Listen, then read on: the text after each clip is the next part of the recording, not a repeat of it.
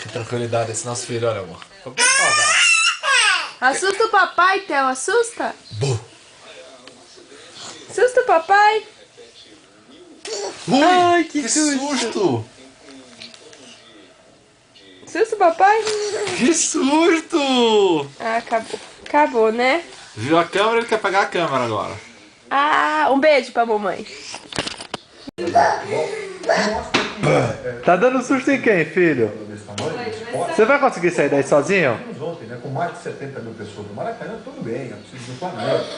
E agora, como você sai da caixa que você entrou? Impressionante com o time. E a entrega de tudo que aconteceu dentro do campo depois, com resposta imediata na arquibancada, na imprensa. Claro. É um ponto importante que serve de exemplo não só para o Flamengo, em relação ao Flamengo ao não possível, mas para qualquer time. É difícil sair, né, filho? Sem dúvida nenhuma. Embora um pecado diante de um pecado especial. Porque principalmente. E agora, como sai, filho? Se ele não tiver Aí você volta, que é mais fácil? das condições aí de não passar. Mas acho que foi uma tarde inesquecível. Ai, que susto! Todas vezes, né, de resgatar o jogador da importância da Arena. Tá te assustando? Há quanto tempo, acima do peso, tudo.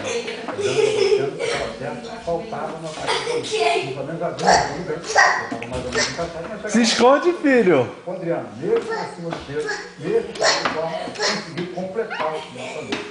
Aí o Flamengo não tivesse erro importante para o meio lá, como por exemplo isso, com a entrada do Adriano, ele torna um time capaz até de brigar pelo título brasileiro. Eu quero fazer mais uma vez aqui um destaque muito especial. Cuidado para não cair, filho.